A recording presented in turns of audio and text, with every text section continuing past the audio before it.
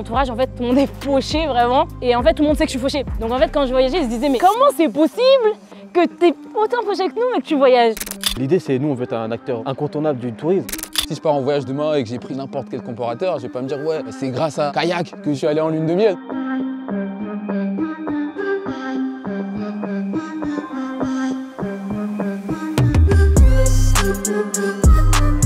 Dans ce nouvel épisode, on reçoit Mariam, Junior et Steven, les trois cofondateurs de Broken Abroad, une start-up qui révolutionne le monde du tourisme. Merci d'être venu. Merci à toi, merci à toi, merci à toi. Trop cool, ça fait longtemps. On avait fait déjà une première interview avec vous. Exactement, c'était vraiment à nos débuts carrément. C'était au début? Je pense que franchement, ouais, ça fait à peine un an ou peut-être moins d'un an si j'ai une bonne mémoire. Je pense plus, hein. Tu penses, vraiment, ouais, il y a peut-être 2 ans. Bah, là, ça fait 4 ans qu'on existe, donc du coup, ouais, c'est à mi-parcours aujourd'hui par rapport à ce qu'on... Et vous avez, franchement, en 2 ans, je trouve, vous avez level up de fou sur la partie entrepreneuriale. Ouais, franchement, ouais. Et même moi, j'avais pas vu ça quand je vous avais interviewé, j'avais pas vu ça comme ça. Ouais. Et j'avais pas vu la vision, tu vois, sur vraiment le long terme que vous aviez. C'est vrai. Et je trouve que vous êtes dans une constance. Et en fait, moi, je pensais que votre force, c'était juste la communauté et fédérer. Mais en fait, vous avez une vision de ouf. Là, vous avez un produit de ouf. C'est sûr. Et est-ce que tu peux nous parler de Broken Abroad déjà dans un premier temps? Ouais, de Broken Abroad, ou la genèse un peu de Broken Abroad. Qu'est-ce que c'est Ouais. Broken Abroad? C'est quoi toi ta vision? En fait, Broken Abroad, pour nous, en fait, c'est la plateforme de voyage des jeunes, la première plateforme mondiale de voyage pour les jeunes. Nous, on veut une plateforme 360 sur toute l'expérience voyageur, que ce soit sur le moment où tu vas être inspiré dans où aller, dans quelle destination aller, au moment où tu vas chercher où réserver les billets d'avion, au moment où tu vas chercher quoi faire dans la destination, jusqu'au moment où tu vas trouver des personnes avec qui voyager. Genre vraiment une expérience 360 sur une plateforme. Parce qu'en fait, nous, on veut vraiment la simplicité dans le voyage. Le why, c'est notre mission, hein. Comme on l'a toujours dit, c'est de rendre le monde du voyage plus accessible. Le why, c'est les retours qu'on a aussi, tu vois. Les retours qu'on a de notre communauté, nos clients, des gens qui ont voyagé grâce à nous, des gens qui ont fait leur premier voyage grâce à nous, des gens qui ont surpassé, on va dire, leur peur de l'inconnu, qui se sont découverts de nouvelles passions, qui ont osé en fait, tu vois. Là où nous, on l'a fait naturellement, de par notre vécu, de par notre comportement, notre façon d'être, tu vois. D'autres n'avaient pas eu ce courage et ils avaient besoin juste d'un petit coup de pouce, tu vois. Et via du coup Broken Abroad, via le voyage tout simplement, parce que nous, ce qu'on a toujours dit, c'est que le voyage, ça permet de se découvrir et de découvrir d'autres cultures. Bah, via ça, on a des gens qui ont emmené leur mère la première fois pour un voyage, des gens qui sont partis pour la première fois en solo, des gens qui sont partis pour la première fois avec leurs potes, des gens qui sont partis pour leur nuit de noces, pour leur lune de miel, tu vois, ce genre de choses. Et c'est des moments de vie en fait. Ouais. Et de se dire qu'on a participé, on a joué un jeu dans des moments de vie où les gens vont s'en rappeler toute leur vie, tu vois. Genre, et le fait qu'on soit vraiment la première plateforme de voyage axée vraiment sur la communauté, et on sait que ça va rester dans la tête des gens, tu vois. Là, je me dis, si je pars en voyage demain et que j'ai pris, je sais pas, n'importe quel comparateur, je vais pas me dire, ouais, c'est grâce à Kayak que je suis allé en lune de miel, tu vois ce que je veux dire? Tu t'en fous, tu as juste pris ton billet sur Kayak, tu vois. Alors que vous avez personnifié On a personnifié cette chose, on se dit, ouais, c'est grâce à Broken Abroad, c'est grâce à l'équipe de Broken Abroad que j'ai pu partir la première fois en lune de miel, là où je me disais que ça allait être compliqué, tu vois. Et c'est un peu ça, l'élément marqueur qui fait qu'on est la première et la seule plateforme community driven, tu vois, et ce qui fait qu'on va rester dans l'esprit des gens, et c'est ça qui fait notre différence. Ça a commencé avec des bons plans. Ouais. Vraiment tout simple. C'est toi qui voyageais, du coup, et en fait, tu montrais tes bons plans à ta communauté. Exactement. Sur Twitter, c'était plus Twitter, Insta? Alors en fait, je voyageais, et déjà dans mon entourage, en fait, tout le monde est broke, tout le monde est fauché vraiment, et en fait, tout le monde sait que je suis fauchée. Donc en fait, quand je voyageais, ils se disaient, mais comment c'est possible que tu es autant fauché que nous, mais que tu voyages? Et du coup, en fait, juste à partir de là, je me suis dit, je vais pas garder les bons plans pour moi, etc. Moi, si j'ai réussi à voyager et si j'ai vu la richesse justement que ça m'a apporté de voyage, je veux que justement tout mon entourage, tous les gens, etc., puissent aussi avoir la même chance que moi. Donc en fait, j'ai commencé à leur partager en story, Insta, etc. J'avais 200 followers, c'est vraiment juste ma famille et mes amis, hein, tu vois. Mes voyages, mes bons plans, dès que je trouvais des bons plans, etc., je leur mettais, moi j'étais hyper bizarre, tu sais, les gens En cours, quand ils s'ennuyaient, ils allaient sur les réseaux sociaux, ou ils allaient sur les sites de vêtements. Moi, j'allais sur les sites de voyage. Vraiment, j'actualisais, je regardais s'il n'y avait pas un bon plan qui allait péter et tout. Et j'ai vu dans une interview, tu as dit que tu es hyper forte en recherche Google. Oh, mais je suis un crack de Google. Genre, généralement, tu sais, les gens, ils font des recherches et tout, et ils disent, ah, j'ai pas trouvé sur Google. Mais moi, j'arrive, en 3 secondes, je te trouve vraiment le truc. Moi, j'étais le chat GPT de Google. Genre vraiment, j'étais trop chaude sur Google, et encore plus, du coup, sur les bons plans, les trucs de bons plans voyage, etc. Et du coup, dès que je trouvais un bon plan, hop, je le foutais sur Insta, sur Twitter. Et petit à petit, en fait, ça a commencé à toucher plus que mes amis et plus que ma famille. Donc, tu es monté de 200 à combien, à peu près à genre 4000 followers. Et du coup, comme ça, j'ai commencé à partager, etc., à avoir des retours. C'était un peu le MVP, tu vois. Donc, en gros, c'était des bons plans et tout, facile et tout. Et du coup, un jour, un truc qui m'a grave marqué, c'était j'avais mis une offre pour Los Angeles et c'était 300 €. Et il y a une fille, elle avait pris le voyage pour exactement les mêmes dates. Elle avait payé 950 €. Et la fille, elle me dit, quoi? J'ai pris un voyage, j'ai 2 semaines pour la même destination, même date. Et je lui dis, bah, annule ton voyage, prends le mien et tout.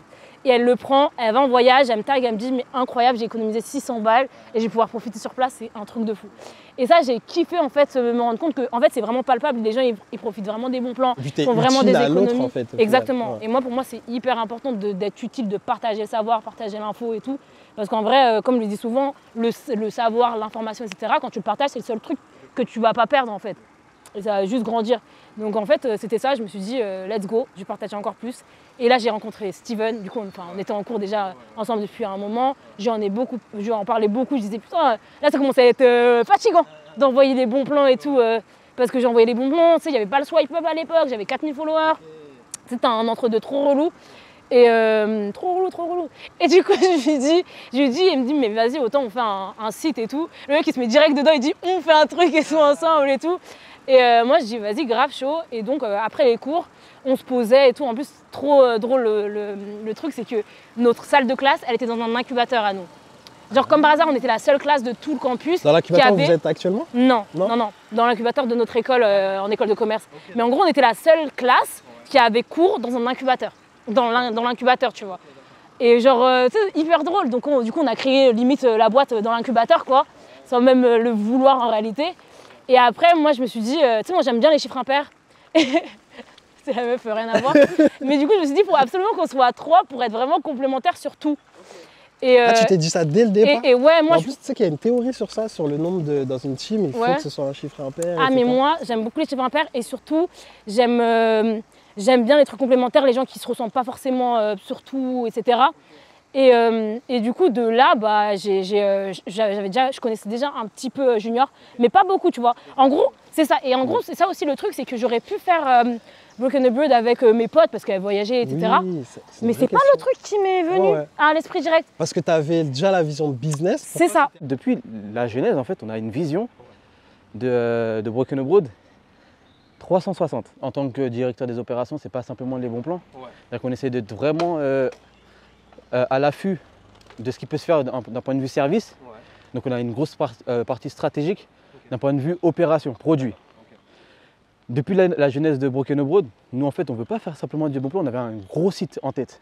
Juste on n'avait pas les fonds et les moyens pour le faire. On n'est pas trop dans le formel, dans le sens où on va faire des réunions tous les 4 matins, etc. On n'est pas dans ça, on est plus vraiment dans de la réunion qualitative. C'est-à-dire qu'on essaie de vraiment voir en fait ce qui fonctionne moins actuellement, ce qui est apprécié ou moins apprécié dans le monde du tourisme, je veux dire, tout en apportant notre touche de créativité. Donc on veut vraiment se démarquer dans ce sens-là et on reste authentique. C'est ce qui a fait notre différence dès le départ. Et voilà, on essaie de préserver justement ces valeurs-là d'entraide. Et comment vous faites pour préserver ces valeurs? Est-ce que vous les rappelez entre cofondeurs souvent ou c'est naturel, quoi? Je pense que c'est naturel parce que justement, c'est-à-dire quand tu arrives au bureau, en fait, on incite, on donne en fait la voix à tout le monde. C'est-à-dire que soit tu es stagiaire, tu es alternant, tu es employé, tu as quelque chose à dire, tu peux le dire. On échange tous ensemble. Après, oui, on pourra avoir le dernier mot, ça c'est sûr. Mais l'idée, c'est vraiment de garder cette authenticité-là, de chacun a quelque chose à apporter. Et par exemple, le coup de, je sais pas, je vais te dire, Ah oui, bon, voilà, quand on a dit que Broken Abroad c'était mort, Ouais. ça c'est super drôle parce Ouais, que vous avez fait une belle campagne marketing. et comment c'est parti? C'est très simple, hein, c'est-à-dire que Junior et moi, on a l'habitude d'échanger en ce moment sur la série Viking. Ah, ok. Tu vois. Ok. Et il y a un moment dans la série Viking, bah bon, je vais spoiler un petit peu, Ouais, spoiler mais, alert. mais en gros, il y a Ragnar qui simule sa mort, tu vois. Ah, si, j'ai vu Il cet y a un épisode. moment, il y a Ouais. Ragnar qui simule sa mort. Donc, En ouais. fait, c'est pour gagner du terrain contre l'ennemi, gagner sa bataille. Et on s'est dit, mais en fait, on va pas juste annoncer le nouveau site, juste comme ça, comme tout le monde, en disant que oui, le site va être down, on revient plus tard. Et en fait, il a pensé directement à Ragnar, il a dit, c'est bon, j'ai un truc.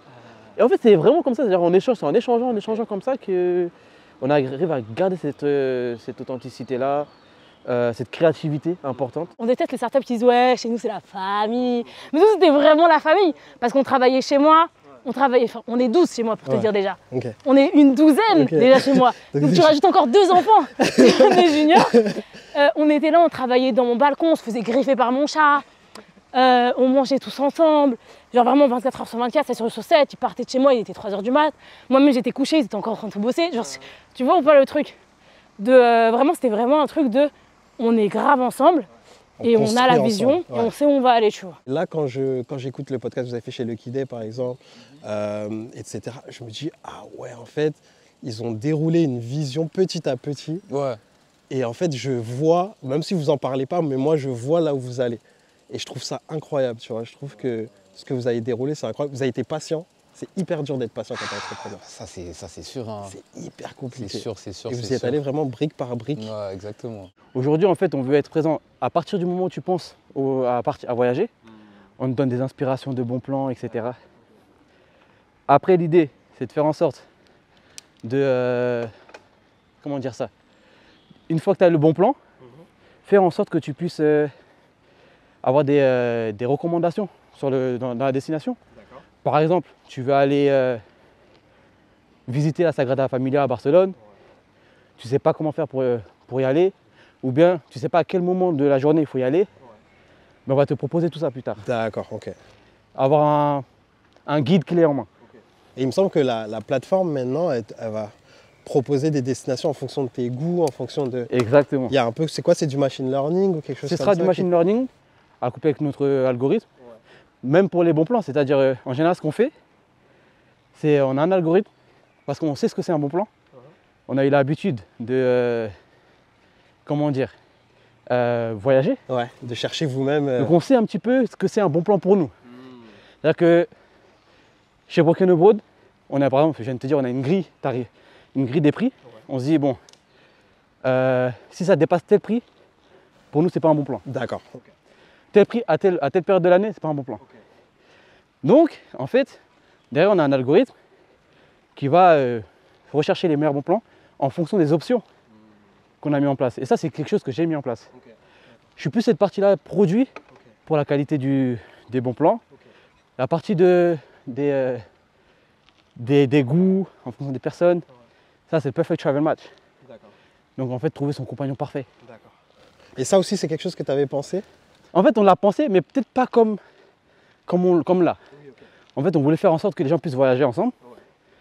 Mais en fait, le fait que sur les réseaux, un grand nombre de personnes étaient là en mode ce serait bien de voyager avec d'autres personnes parce que moi, à chaque fois quand je viens de voyager, personne autour de moi est disponible. En fait, vous, votre force, c'est vraiment vous êtes à l'écoute Ouais. du client, à l'écoute de Clairement. votre communauté, quoi. Clairement. En fait, à partir de là, on s'est dit bon, le prochain service, ce serait en fait le matching de personnes pour voyager. Toujours dans le but de diminuer les coûts de voyage. Quand vous êtes beaucoup, en groupe, C'est moins cher. c'est moins cher. Ouais, ok. Donc du coup, là, ce service, on espère, on ne sait jamais avec la partie développement, Ouais, bah oui. mais normalement ça devrait sortir courant septembre-octobre. Ok, donc ça, c'est la V2. Ce sera, ouais, C'est la V2, ok, d'accord. c'est ça. Ouais. Et toi, ton rôle, c'est justement que tout s'articule et tout se passe pour que en fait, vous délivrez le produit à temps, C'est ça, que les features elles soient là. exactement. Toi, tu as un homme de communauté, tu sais gérer des communautés, créer des communautés. C'est quoi ton rôle chez Broken Abroad? Est-ce que tu peux nous en dire un peu plus? Bien sûr. Alors du coup, moi, mon rôle, c'est vraiment, comme tu as dit, la communauté. C'est de la créer, de la faire grandir, de la maintenir, de la stimuler, tu vois, la rendre plus fidèle. Vraiment grow, tu vois, genre to grow the community. Et ouais, à côté de ça, créer tout ce qui est action, marketing digital, faire connaître la marque, faire briller la marque, tous les coups de com' qu'on a pu faire dernièrement. Tu vois, je suis un peu derrière. Et ouais, continuer à faire grossir la marque. C'est quelque chose que toi, tu as étudié ou j'ai l'impression que c'est naturel chez toi, tu vois? C'est naturel. J'ai tenté de faire des études. J'ai fait une licence en information et communication. Ça ne m'a pas forcément ajouté de la plus-value, honnêtement. Et d'ailleurs, j'ai drop out genre en dernière année parce que ça commençait à... Broken Abroad commençait à prendre de la place, tu vois. Donc ça m'a pas forcément appris grand-chose, en vrai de vrai, je vais pas mentir. Donc j'ai appris sur le terrain, on va dire. C'est vraiment en faisant que j'ai appris la plupart des choses que je connais maintenant. Là, ton rôle chez Broken Abroad, c'est quoi du coup? Moi, du coup, je suis la CEO, je suis du coup sur la vision, sur la stratégie, sur le fait de pouvoir scaler et voilà, sur tout ça. Ok. Et là, tu gères aussi, j'avais entendu dans un podcast, tu gères l'aspect finance, l'aspect business. Moi, et en plus, ce qui est hyper drôle dans ça, c'est que moi, j'ai fait un bac pro. Parce qu'en fait, on m'a désorienté, etc. J'ai fait un bac pro, secrétariat, donc vraiment rien à voir avec les chiffres. Mais j'ai toujours kiffé les chiffres, tu vois. Et du coup, par exemple, quand je suis rentrée en école de commerce, vraiment, tu as fait un bac pro, tu n'as pas fait prépa, normalement, tu ne vas pas en école de co. Moi, on devait prendre une matière en option pour avoir, qui était COEF 16. Moi, j'ai pris analyse FI, tu vois. Analyse financière et tout, j'ai dit gros challenge. J'ai pris tous les DSCG, j'ai pris tous les... je connaissais rien d'autre, tu sais, je voyais des trucs marketing et tout. J'ai dit, vas-y, j'en ai déjà fait, vas-y, chill. J'ai pris tous les DSCG, les 5 DSCG. En 6 mois, je les ai fumés. Genre, vraiment, en 6 mois, je les ai fumés, les 5 DSCG, alors que les gens, c'est en 5 ans qu'ils font ça et tout. Et en fait, j'ai kiffé et j'ai eu une trop bonne note. Je suis rentrée en école comme ça et tout grâce à cette matière, tu vois. Et j'ai vraiment tout appris toute seule, tu vois. Avec les gros livres, j'étais allée à Gilbert Jeune à l'époque et tout, tu sais. Et du coup, en fait, j'ai toujours aimé la finance. Et après, c'est comme ça, du coup, avec Broke, il y a plein de choses que je réutilise, que je me rappelle de ce que j'avais appris, tu vois. Mais ouais. Et comment tu vis ton aventure entrepreneuriale? Là, j'ai vu que tu as été à l'Élysée, je crois, c'est ça? Ouais. J'ai rien compris. Je suis chez moi et tout, je reçois un mail de Macron qui dit ouais, on reçoit les futurs Next 40, Next 120, etc. Je me suis dit trop bien d'aller voir tous les gros entrepreneurs. Je me suis dit des contacts de fou. Moi, je suis une meuf, je fais pas de contacts. C'est pas ça, c'est que en vrai, je suis là, je suis la tête dans le taf, etc. Et de base, comme je disais, je suis hyper introvertie. Donc en fait, je vais pas forcément beaucoup vers les autres pour networker et tout.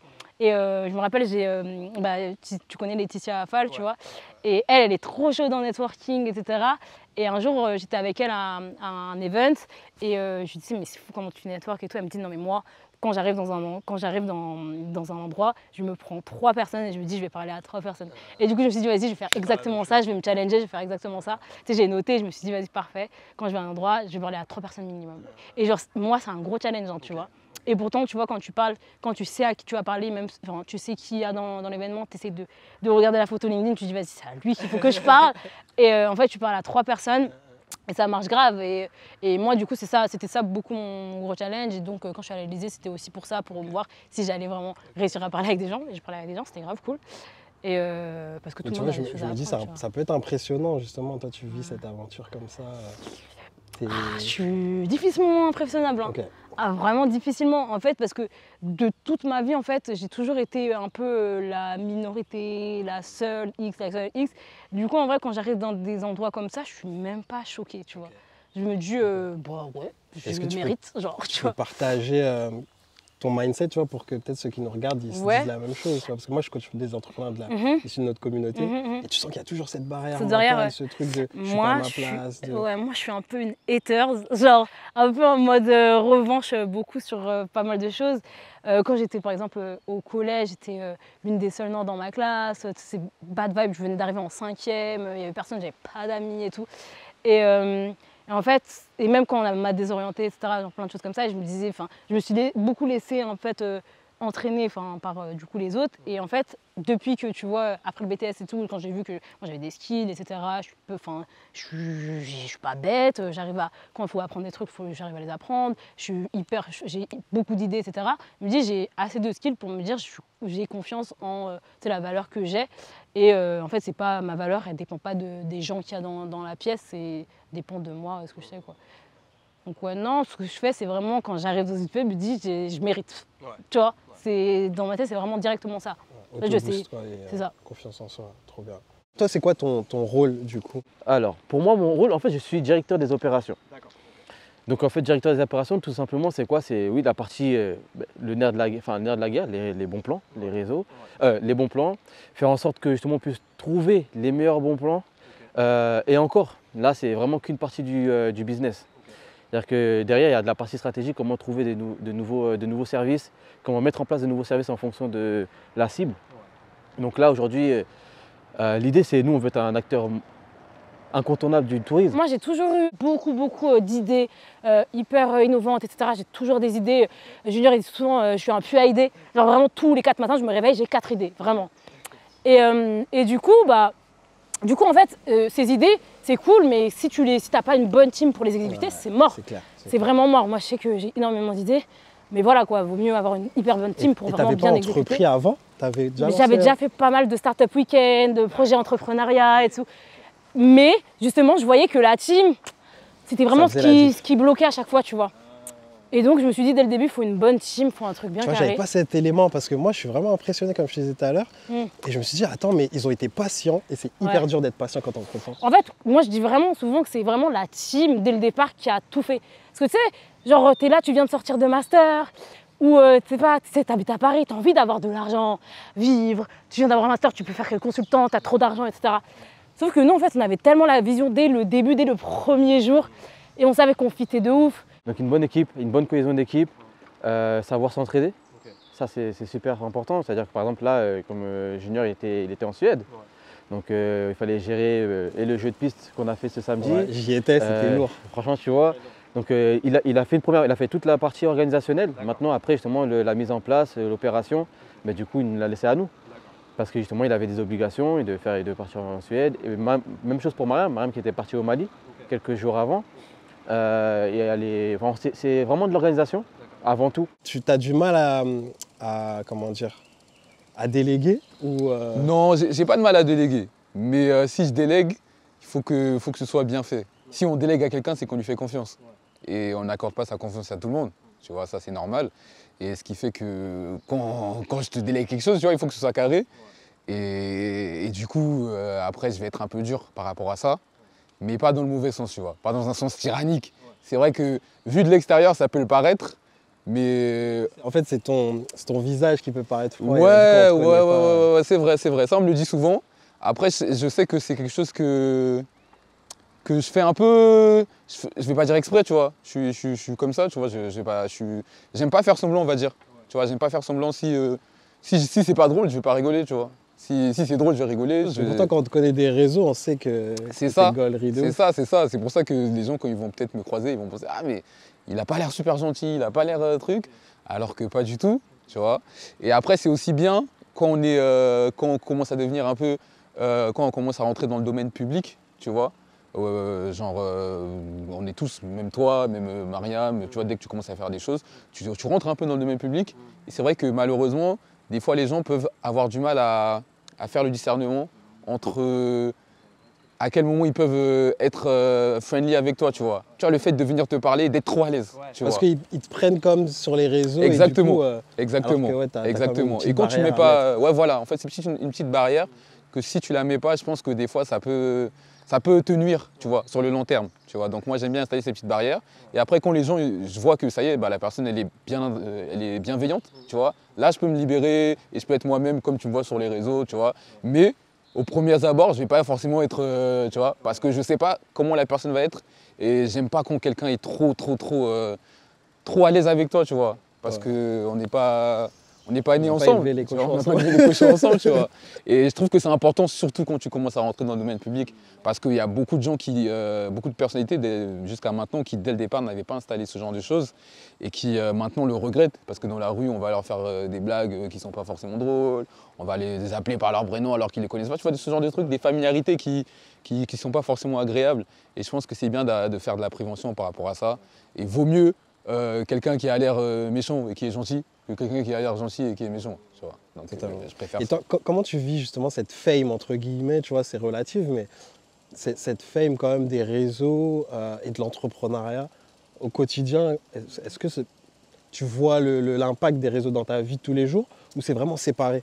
Non, en vrai, maintenant, je le vois, tu vois, parce que avant, on va dire, j'étais que sur un réseau, maintenant je suis sur plusieurs réseaux et en fait, il faut se dire qu'il y a aussi l'audience de Broken Abroad, tu vois. Donc tout ça accumulé, ça fait quasiment 400, une audience de 400 000 personnes, on va dire, tu vois, parce que sur Broken Abroad, on est à presque 300 000 actuellement, tu vois. Moi, avec TikTok et Insta, je suis à presque 50 000, tu vois. Et donc ouais, maintenant, bah, je vois que beaucoup de gens me reconnaissent, beaucoup de gens vont me reconnaître dans la rue, dans des événements. Je vais avoir quelques avantages, là où j'en aurais pas eu avant, tu vois. Là, par exemple, j'étais en voyage, j'étais à Stockholm. Et il y avait un concert auquel je devais aller qui était sold out. Et j'ai envoyé un message à l'artiste, tu vois, genre, je me suis dit, bah, au culot, tu vois, genre, j'ai dit, ouais, j'aime trop ce que tu fais et tout. Et là, je suis avec mes gars, on voulait venir à ton concert, mais c'est sold out, est-ce que tu aurais des places et tout? Et il m'a dit, ouais, non, je te mets sur liste et tout, t'inquiète, c'est pour moi. Aussi. Ouais, c'était Taiki, Voilà, mon gars dire, sûr, hein, mon gars sûr, vraiment, tu vois.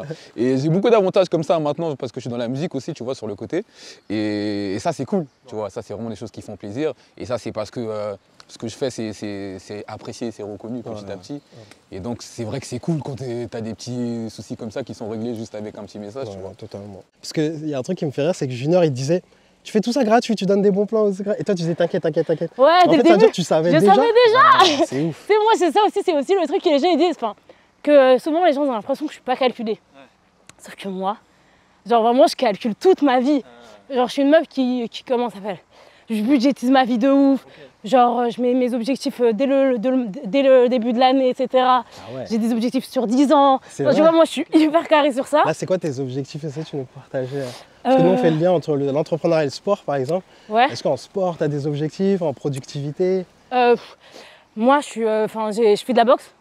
Je faisais du basket quand j'étais plus jeune. Mais voilà, j'en fais pas tant que ça, tu vois. Par contre, je marche beaucoup. Voilà, et je fais pas tant de sport comme ça, j'aimerais bien en faire beaucoup. Mais j'aimerais bien faire un marathon, je kifferais faire un marathon. Je sais que je suis hyper endurante. Avec la communauté, il faut que tu fasses un truc. On voulait trop faire un truc comme ça. Comment tu fais pour maintenir cette motivation? Est-ce que tu fais du sport? Est-ce que tu... Ouais, clairement, moi je vais à la salle 3 fois par semaine, tu vois. Pourquoi? Parce que déjà, quand on est entrepreneur, on est très souvent assis, on ne bouge pas, on est très sédentaire. Et on peut très vite avoir un mauvais style de vie, tu vois. Et moi, je suis très rigoureux dans le sport. J'essaye de toujours avoir mes 3 séances par semaine. Même si je vais à la salle, il est 22h30, il me reste 30 minutes, tu vois, genre, la salle va fermer. Mais j'essaye de toujours avoir mes séances. Parce que justement, déjà, de par notre activité, on ne bouge pas beaucoup, tu vois. Et on peut très vite être surmené et oublier de prendre soin de soi en tant que personne, tu vois. Et donc, ouais, je suis très discipliné.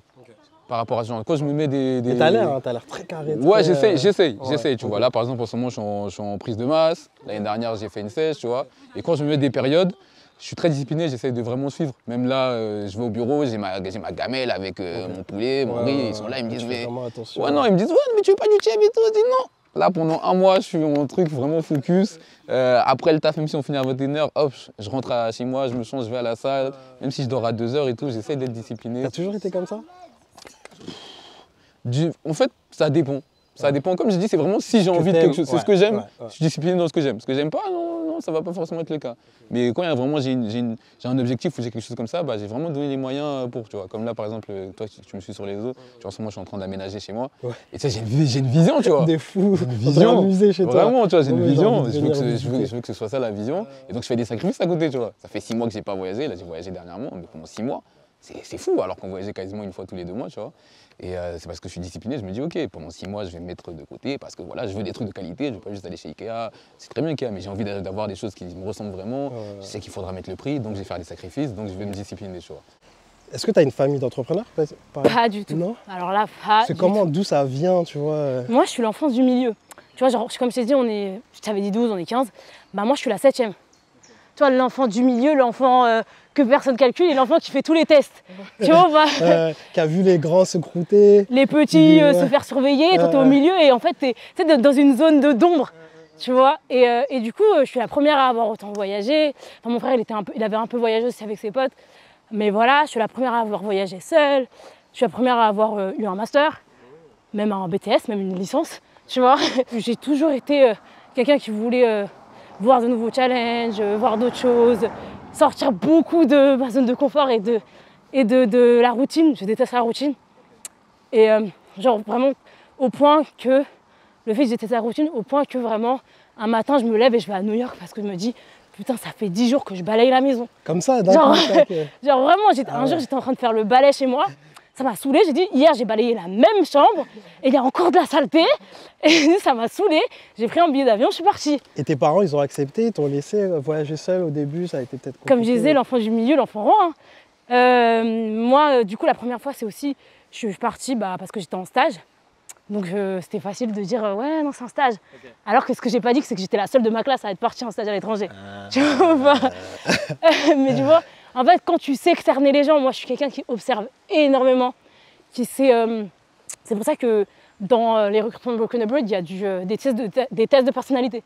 Tu vois, okay. Tu sais, on n'est pas une grosse boîte ou quoi, mais on fait des petits tests de personnalité pour voir si les gens fit. Parce que pour moi, la personnalité, c'est vraiment important. Vous avez une culture très forte, donc très forte. Vous faites très attention, je pense, à qui vous rentrez dans l'équipe. Donc tu es quelqu'un de très organisé, j'imagine. En fait, c'est assez paradoxal, c'est-à-dire que là où, par exemple, Junior et Marie me disent tous les jours, fais des notes, prends des notes, va sur ton ordi, va sur ton téléphone, fais-toi une to-do. Ouais. En fait, moi, je fais tout dans ma tête. Okay. Et c'est vrai que des fois, je peux me dire, bon, je l'ai oublié celui-là aujourd'hui, mais en fait, je sais que je ne vais pas l'oublier dans la semaine. En fait, j'arrive à m'organiser comme ça. Okay. Mais peut-être, comme on me dit, comme Mariam et Julien me disent, si tu avais une to-do, je pense que tu allais aller beaucoup plus vite. Enfin non, vite et efficace. Okay. Ce que je fais, c'est bien. Hein. Ouais. Mais en gros... c'est bien parce que vous arrivez à délivrer. Et là, on voit l'avancement. Donc, après, justement, c'est efficace. En fait, le potentiel où on peut aller beaucoup plus vite et faire les choses de manière... proposer beaucoup plus de choses. Ouais. Avec un peu plus d'organisation, ça peut aller, tu vois. Ça, c'est des choses auxquelles on travaille au quotidien. Donc toi, là ton objectif, ton challenge un peu, c'est de t'améliorer sur l'optimisation du temps. Et aujourd'hui, c'est moi qui ai le plus grand nombre d'alternants et de stagiaires. Pourquoi? Parce que je gère aussi la partie UX, UI.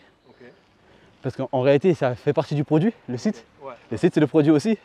Donc du coup, faire en sorte que le produit soit user-friendly, les features soient bien mises au bon endroit, que justement les produits, enfin les bons plans qu'on puisse vous trouver, etc., soient cliqués, soient réservés, etc. Donc c'est travailler sur toute cette partie, on va dire, stratégique-là, pour justement, parce qu'après aussi, de la guerre, c'est de faire aussi du chiffre, quelque part. On veut que les gens puissent voyager. Après, nous aussi, du coup, pour qu'on puisse faire voyager, il y a toujours des prix intéressants. Il faut que justement il y ait aussi la partie financière qui revient. Et du coup voilà, je travaille vraiment sur la partie UX, UI, faire les maquettes des nouveaux services, des nouveaux features, et tout en essayant de travailler sur l'analytique. Combien de bons plans ont été cliqués cette semaine, le top 5, comment on fait pour faire en sorte que ce bon plan là puisse remonter. Et c'est vraiment très lié avec la com, parce que c'est là où on communique. Bien sûr. Donc, en fait, toi, tu as besoin des feedbacks, justement, que Junior il va traiter. Et toi, tu traites la data et derrière, tu sors le meilleur. C'est ça. En fait, derrière, c'est ce que j'aime faire, parce que derrière, j'ai fait des études dans ça, en fait, dans l'analytics, data analytics. Donc, du coup, ça rejoint un petit peu, sans penser au fait que j'aurais fait du tourisme. Un jour, je sais pas, j'aurais pas pensé. Tu t'es jamais dit que je serais dans le secteur du tourisme. Jamais, j'aime juste voyager. C'est marrant, J'aime juste voyager, en fait. C'était juste ça. Et jamais dans ma vie, je me suis dit que j'allais travailler dans le tourisme. En fait. Est-ce que tu t'es dit avant, je serai entrepreneur, tu vois? Est-ce que tu avais cette inspi, cette ambition Non. En fait, je dis vraiment que l'entrepreneuriat est venu à moi. Pour faire court l'histoire, en fait, c'est juste un ami à mon grand frère qui m'a vu un jour dans le tramway. Et il me dit, j'ai pensé à toi depuis un moment, j'ai un projet, j'aimerais t'en faire part et tout. Et je l'ai suivi comme ça. Et c'est là, en fait, j'ai connu un petit peu l'entrepreneuriat. C'était dans quel secteur? C'était toujours dans le digital, une application, enfin plusieurs applications. Je connaissais rien, j'ai appris dans le tas, je me suis donné et j'ai pris goût. Et l'idée Broken Abroad est venue comme ça en fait. C'est pendant les études aussi, j'ai pensé à ça avec Mariam et Junior et voilà. Et aujourd'hui je suis à fond, je pense qu'à ça. Moi avant c'était juste, je finis les études, les grands bâtiments que tu vois, Orange, je sais pas moi, SNCF, c'est là-bas que je vais être. Dedans, voilà. C'est ça. Et j'y étais, en alternance et tout, hein, mais... Ça t'a pas plu? Au final, je me suis dit, en fait, quand j'ai goûté en fait, le début, il n'y avait rien encore, il n'y avait pas d'argent, rien. J'ai dit, mais en fait, non, c'est ça. J'aime bien avoir un impact, voir que j'ai un impact dans mon quotidien. Toi, tu voyages beaucoup. t'organises. Franchement, suivez Junior sur Insta. Ces stories, elles sont incroyables. C'est les meilleures stories d'Insta. C'est moi qui l'ai écrit dans mon titre, hein, je mens pas. C'est quoi l'impact qu'ont eu tes voyages dans ta vie, tu vois, le vrai impact? Parce que tu voyages depuis combien de temps? J'ai toujours voyagé dans l'enfance, tu vois, via ma mère. On voyageait souvent quand on était plus petit en Afrique, tu vois, un peu partout, au Sénégal, Burkina Faso, Congo, tu vois. Après, je ne m'en rappelle pas vraiment, j'étais très jeune. Moi, j'ai réellement commencé à voyager de mon propre chef à partir de mes 18 ans. Moi, j'ai commencé à être indépendant, à avoir mon premier salaire. Donc tôt quand même, déjà 18 ans. En vrai, maintenant que je le vois, ouais, tu vois, pour moi, c'était pas... Tu vois, j'étais dans le moment présent. C'est vrai que maintenant que j'ai vraiment 10 ans de plus, quasiment, tu vois, je me dis, ouais, c'était tôt. Et donc, ouais, j'ai commencé un petit voyage à Londres. Et l'expérience, c'était incroyable, tu vois. Et je me suis dit, ouais, bah en vrai, go, tu vois, j'essaie de faire ça tous les 2 mois, tous les 1 mois, tu vois, 2-3 jours quelque part. Et ouais, c'est comme ça que j'ai commencé. Et maintenant, je suis à presque une trentaine de pays, quoi. Parce que tu fais beaucoup de voyages avec tes potes, avec une team là, une team incroyable. C'est quoi, est-ce que tu vois la différence entre quand tu as commencé à 18 ans, tes voyages un peu seul et tout, et maintenant? Est-ce que ça a joué peut-être sur ta timidité, sur ton rapport à l'autre, sur, je sais pas. Ouais, clairement, ça m'a forgé. Ça fait de moi la personne que je suis maintenant. Je suis beaucoup plus ouvert aux cultures, à la différence. Je comprends un peu mieux comment fonctionne le monde, tu vois. Je suis beaucoup plus nuancé dans tout ce que je fais, dans mes propos, tu vois. Tu te dis que les manières de vivre ne sont pas pareilles partout, tu vois. Donc forcément, personne ne vit de la même manière. Et tu te dis que ta vérité n'est pas forcément celle de l'autre, tu vois. Et ça, c'est vraiment en voyageant que tu te rends compte de ça. Il y a des gens qui restent toute leur vie en France et qui pensent que leur vérité, c'est la vérité qui sera partout dans le monde, alors que pas du tout. Tu vois, ne serait-ce que moi j'étais en Suède là, et là-bas, bah, je sais pas, les restos ils ferment à 21h. Tu vois, donc ta vie tu dois l'organiser autrement. Tu vois, tu dois te lever tôt pour faire tout ce que tu dois faire. Là où à Paris, tu peux manger à 1h du matin, tu vois, genre, normal. Et ça peut paraître anodin, mais ça change toute une vie de devoir organiser toute sa vie comme ça, tu vois. Là où nous, les Franciliens, les Parisiens, notre vie, elle est nocturne, tu vois. Et ce genre de petits détails, tu te dis, mais c'est fou, ça paraît normal, alors que tu vas dans un autre pays. Si demain tu dois habiter là-bas, bah en fait tu vas devoir changer toute ta vision des choses. Et ce genre de petits détails, bah, tu vois, ça te permet d'être plus nuancé dans tout ce que tu fais, dans tes propos, dans ta manière de vivre, de relativiser en fait, on va dire. Ok, d'accord. Et là, donc, on parlait de ton rôle, on parlait de tes premiers voyages. C'est quoi ton pire voyage? Mon pire voyage. J'ai pas de pire voyage, tu vois. Et après, je dis toujours que chaque expérience en voyage est propre à soi. Tu vois, vraiment, je peux détester une destination et quelqu'un va la kiffer. Ça vraiment, je vais pas dire ouais, c'est. Bon, on va dire la destination que tu proposes là, justement, à ceux qui nous regardent. Sur Broken Abroad, et ils vont sur le site là. Celle que je leur proposerais. Ouais. Genre pour une bonne expérience de voyage. Ouais, en team. En team, en équipe. En vrai, ça dépend, mais on va dire en Europe, les pays nordiques. C'est fou, mais les pays nordiques, vraiment, c'est trop bien. Genre là, j'ai fait la Trinité, j'ai fait la Norvège, la Suède et le Danemark. Tu vois. Tellement on a kiffé parce que c'est des gens qui sont très friendly, tu vois. Et il y a beaucoup de choses à faire dans le sens où il y a beaucoup d'activités sportives. Il y a du ski. Ouais, il y a du ski. Et surtout, la vie nocturne, elle est vraiment ouf. On s'en rend pas compte, mais elle est vraiment ouf, tu vois. C'est pas connu. Et ce qui fait que c'est encore des pays où, voilà, tu vois, c'est pas trop connu. Et c'est-à-dire que dès que les gens voient des Français, ils sont vraiment « Oh, French people », tu vois. Et ils viennent vers nous, ils parlent avec vous, ils essayent de vraiment nous mettre à l'aise. Et c'est vraiment un pays où on s'amuse, vraiment, tu vois. Et je trouve que ça change justement des destinations classiques, tu vois. T'as pas envie d'aller à Barcelone ou d'aller, je sais pas, à Salou, ce genre de choses, tu vois.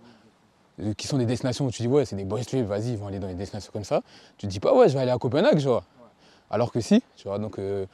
ça, en Afrique, je dirais le Ghana. Le Ghana, superbe expérience.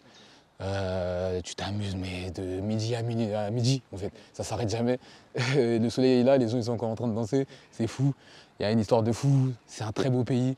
C'est l'Afrique anglophone. Donc c'est impressionnant à quel point ils sont avancés par rapport à l'Afrique francophone. Tu vois, c'est ouf. C'est vraiment C'est vrai que toi, tes incroyable. voyages en Afrique, ils me choquent à chaque fois. Ça me donne envie. je sais plus c'est lequel, mais dans tous, Ouais. quasiment, tu es en mode villa et tout. Les Ouais, trucs, ouais, mention. Mais je crois que c'était Côte d'Ivoire. la je crois, Côte d'Ivoire et c'était- le Ghana aussi. Hein. Ouais. Ouais, c'était les deux. Et après, en Asie, moi, j'ai fait qu'un pays, mais la Thaïlande. Et c'était incroyable. Un de mes meilleurs voyages à ce jour. Hein. C'est une bouffée d'air frais, c'est incroyable. C'est la paix, quoi. Vraiment, là-bas, si tu cherches la paix, tu vas là-bas et tu vas la trouver, franchement. Et est-ce qu'on peut parler de ta vision à long terme? Parce que c'est vrai que déjà Broken Abroad, le nom il est anglophone, donc on sait que ça va forcément aller à l'étranger, etc.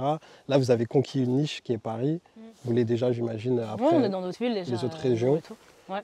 Et c'est quoi toi, ta vision? Tu en as parlé un peu dans le podcast de, pardon, de Tanguy. Ouais.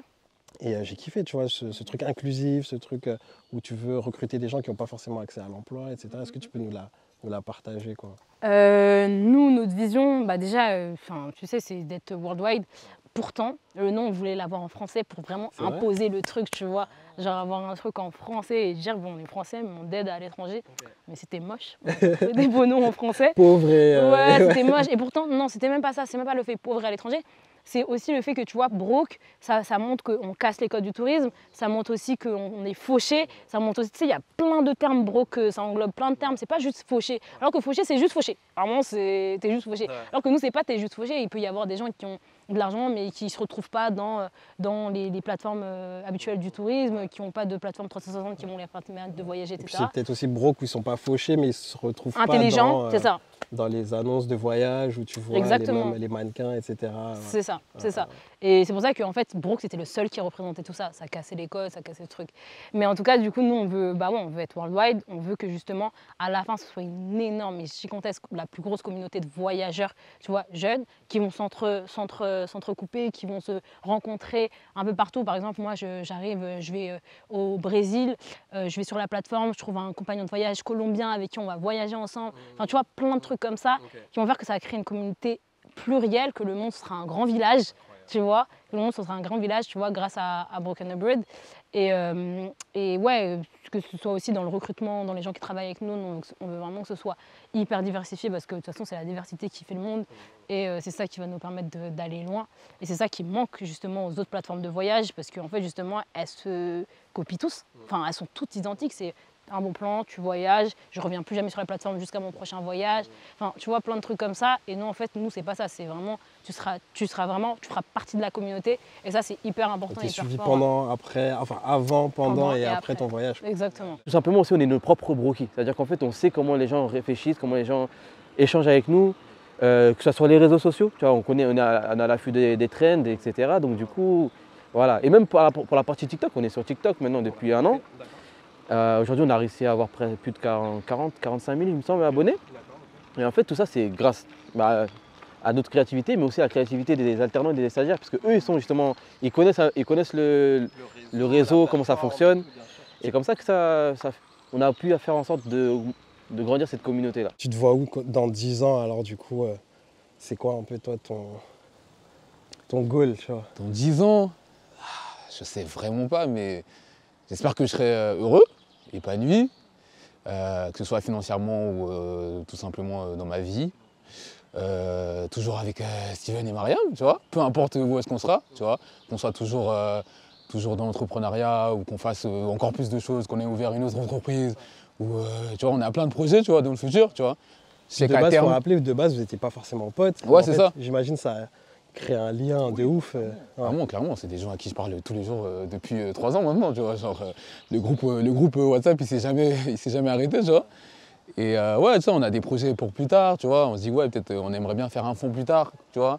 Parce que nous, on galère et qu'on sait qu'il y a plein d'autres qui galèrent, qu'on aimerait bien que les gens trouvent des fonds pour leur talent et pas que par le contact, tu vois. Donc c'est un projet qu'on aimerait aussi faire plus tard, tu vois, vraiment plus tard. Et donc ouais, je me vois toujours voyager autant et profiter de la vie avec mes potes et voilà. Hein. Moi, c'est vraiment mon but, et avoir des tales. C'est le plus important. Vraiment. Des grosses quichetas. Vraiment. Non, ouais, vraiment. Trop bien. Bah, je te le souhaite, en tout cas, je pense que vous êtes bien partis là.